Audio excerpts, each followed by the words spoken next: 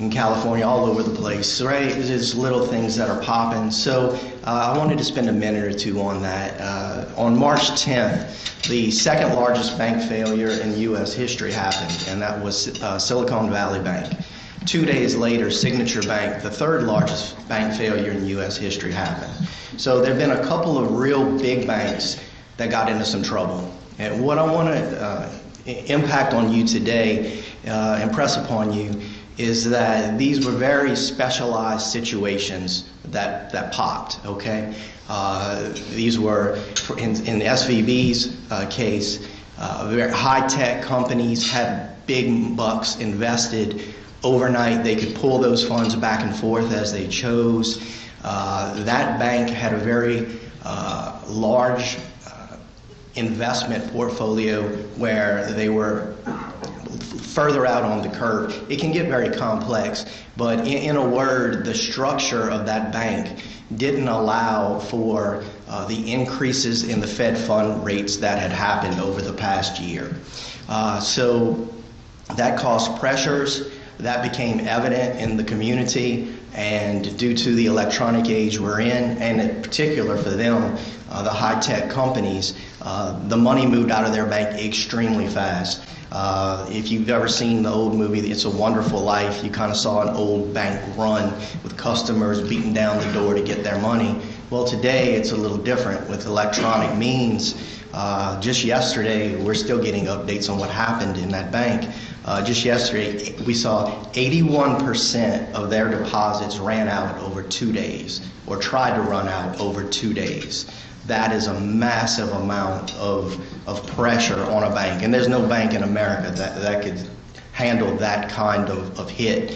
So again, what I just want to impress upon you today is that the banks here in St. Mary Parish, the banks here in the state of Louisiana, and across the rest of the nation remain strong. This is just a very isolated incident in that the structure of that bank being invested in long securities really was their downfall. That paired with the overnight availability of funds.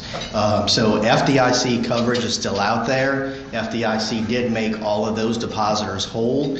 There's no guarantee that'll happen in the future, but certainly the government wants to impress upon the entire U.S. population the strength of our industry. So again, just a few minutes to tell you that. Any quick questions on that before I sit? Jason, you remember that you mentioned that the FDIC would make them whole. Yes. No guarantee in the future. You're only referring to them, correctly? Correct. Yeah, those two particular situations, SVB and Signature. Right. Again, the second and third largest bank failures of all time. They've said even though FDIC coverage is $250 coverage, we're going to make all of your money good. I see. So all that did happen for those two banks. But yeah, no guarantees. That's how it'll be handled next time. But it was the right thing to shore up everybody's confidence. All right, well, I hope I gave you a little bit of information on that and kind of put your mind at ease. So thank you guys so much.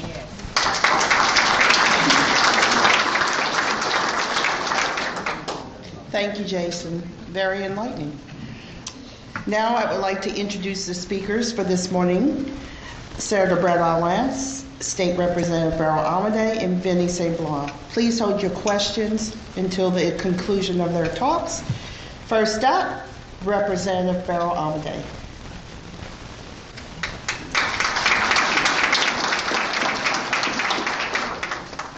Good morning. It's a pleasure to be here. I know that when we're here, everything's safe because we're not in Baton Rouge. So we're not in session yet, of course. Our session begins on April 10th and it runs through June 8th.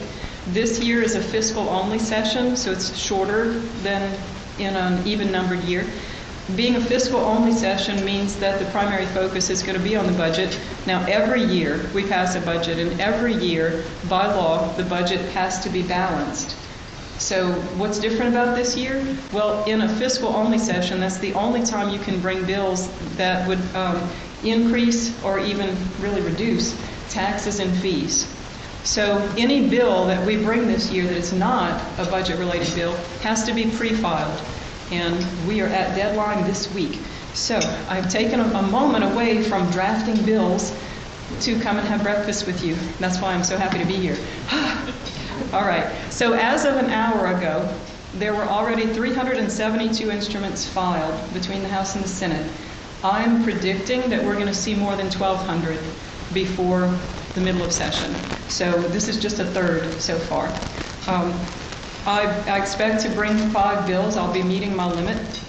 The bills that I'm bringing in no particular order are a constitutional amendment that says that parental rights are fundamental, a bill that would require lower elementary schools to have a minimum of 15 minutes of recess per day, and that recess time will be unstructured, free play, of course supervised. And I think we found the magic bullet this year.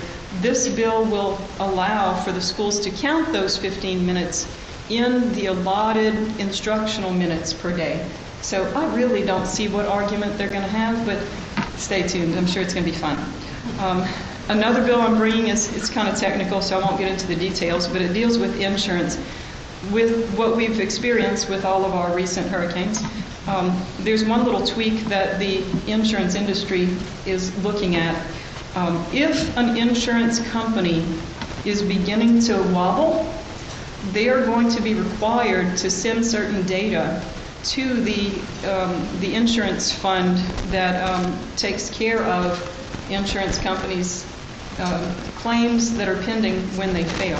And so this bill simply deals with the insurance data transfer plan, and that should help things go more smoothly, so that if you end up having a claim that's in progress and your insurance company fails in the process, you shouldn't have to wait months and years before your claim gets resolved. Another one that I'm bringing is a bill that will broaden the pathway to especially a journeyman plumber's license. We're experiencing a plumber shortage right now. How many of you in your businesses have noticed that? Okay, I thought a lot more hands would go up. You must all be out there doing your contracting work. Anyway, right now there's only one single pathway to a plumbing license, and that involves being in an approved apprenticeship program. And the problem we're having is in rural communities especially, you can't really do that in a practical way. It's very rare. So the bill that I'm bringing would help remedy this in 2 ways. Number one, it would allow an other option, and the other option would be a number of hours on the job as a plumber in training that will qualify you eventually to sit for the exam in lieu of the hours plus classroom time in an apprenticeship program. And this is kind of like the way it used to be, except with even more hours. And the other thing the bill would do is it would allow a journeyman plumber to supervise more than one apprentice. Right now, the contractors that are talking to me and asking me to bring this are saying one is just simply not practical. Can we at least have 2? And I'm thinking, why not 3 or 4? But then I realize that the vast majority of journeymen and master plumbers in the state are male, and it's females who can multitask. So right now, we have the plumbers watching over one trainee, but we have teachers in classrooms who watch 25 students at a time successfully, right? So, okay, if anybody's offended, talk to me after. I'm joking. But that is an observation now, isn't it? Another bill that I'm bringing will make it so that central bank digital currency does not take over Louisiana. And a resolution that I'm bringing involves studying agricultural field burning to see what we can do to help promote safety. Right now we have laws and regulations in place, and the vast majority of our farmers are very great at following those. They're trained in it, they get their certificates, and they do the right thing. But every now and then, something happens and we lose people, or we have injured people. And so a constituent asked me to bring this resolution to study the situation after the loss of his father in a very tragic accident that involved smoke in a foggy situation. And so I'm hoping that we can have all the stakeholders come to the table and we can teach Beryl about what are the options out there, and are there alternatives to field burning for rice and sugarcane and any other that are practical and doable and affordable yet? I don't know. So let's see. And also let's see what we can do about having the laws that are in place more readily enforced so that we can have safety and we can have sugarcane and rice. And I will have to tell you about any budget bills I'm bringing later because I've been working on the non-budget ones. Thank you.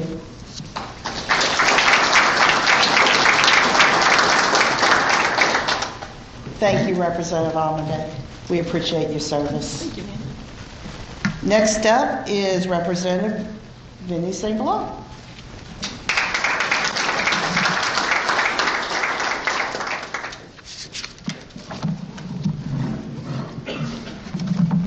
Good morning. I'll start out first. I have to say a few things that I always wanted to say before I get started. I'm going to keep it short, but the thing about it is I'd like to say for the first time, and I talked in front of the public, and I have to thank some people because of why I got a chance to stand in front of you today. I really like to thank. I had an issue that had to take immediate action, and I'd like to personally thank David Narcan for his actions, what happened in the courthouse to get me to the hospital. I'd like to thank Bayou Ben Health Systems for being there for me when I drove up. It was, I'd like to thank Dr. Degater and the staff and my surgeon, Dr. Jones. It was an experience that understand how lucky we are to have a hospital 15 minutes away. 10 minutes away. I only had 20 minutes. And it was just a serious situation that turned out to be perfect, got me in great shape. Don't think that a simple gallbladder, when it erupts and puts 6 stones in every duct I had. I had to say that. And another thing, I like to publicly thank my wife, Senator Alaya, always everything said to thank. You have no idea what it means to be a public servant's wife. And I'd like to thank Karen because every day, there's not a day goes by that I don't get called out of something, and she's always there for me. It's and how it affects your personal finances, what it costs to be a state representative. I want to start out by thanking everyone for being here today, as well as for your continuous support. I can no longer call myself a freshman representative anymore. I am thankful for the 2 colleagues, Brett and Burl, for always being there for me.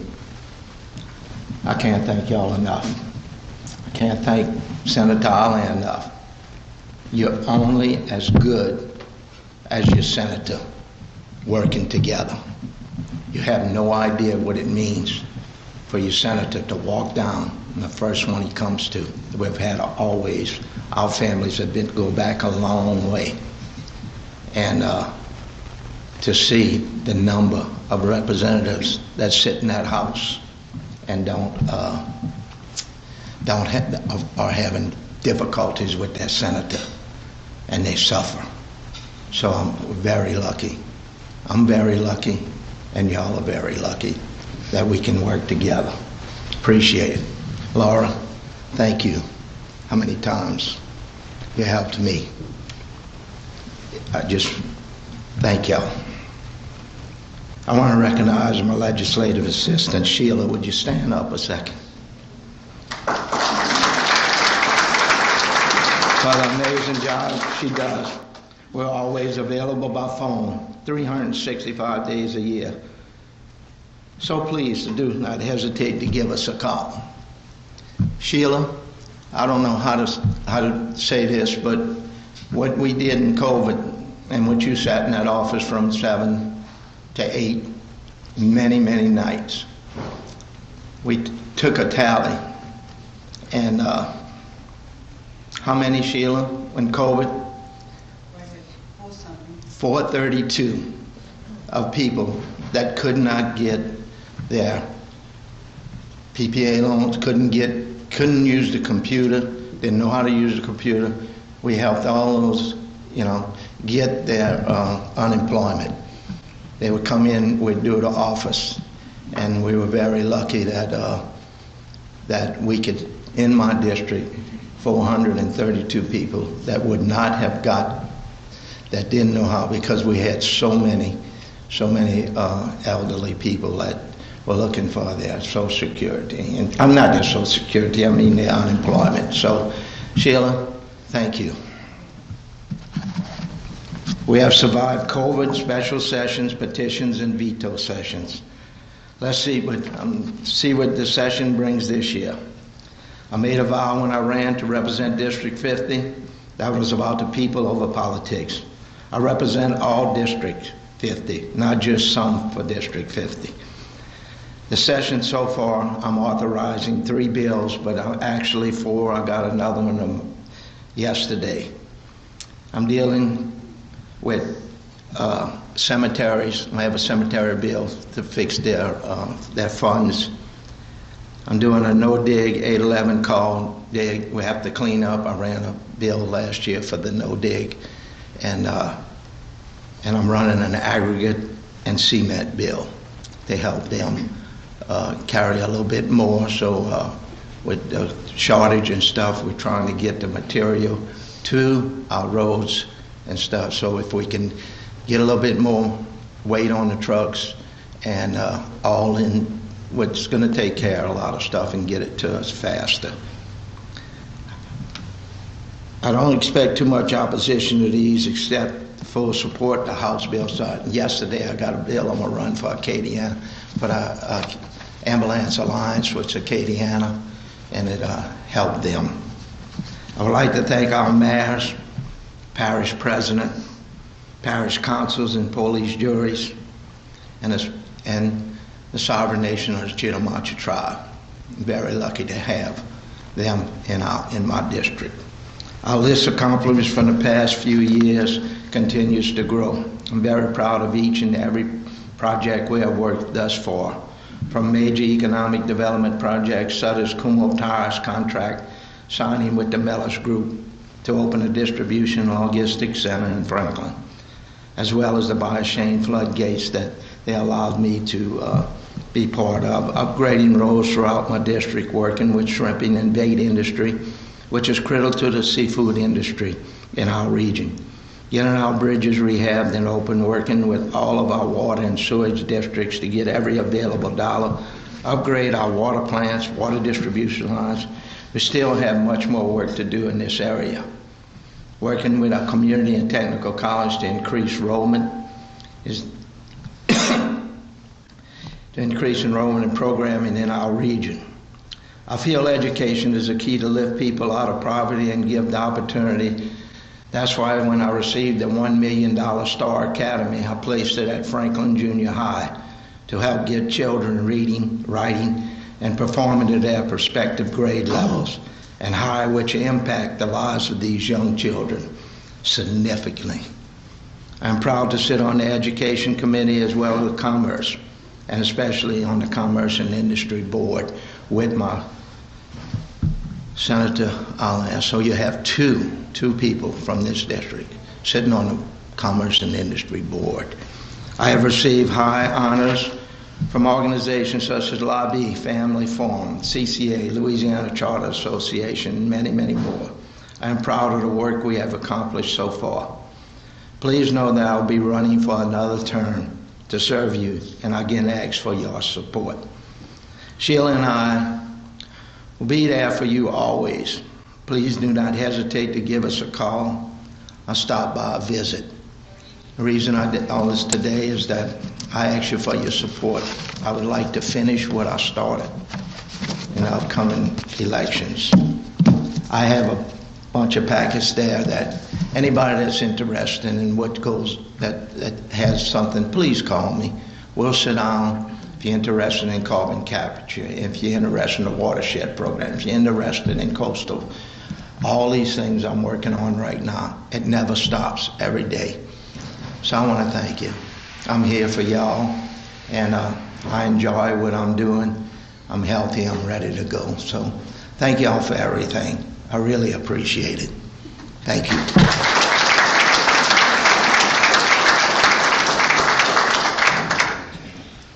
Thank you, Representative St. Blanc. We appreciate you too.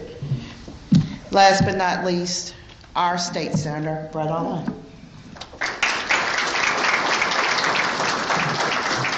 Good morning. Well, I'm going to change my remarks just a little bit. It's a tough act to follow, Vinny. I was there when he had his difficulties, and I want you to know we're very glad you're still here.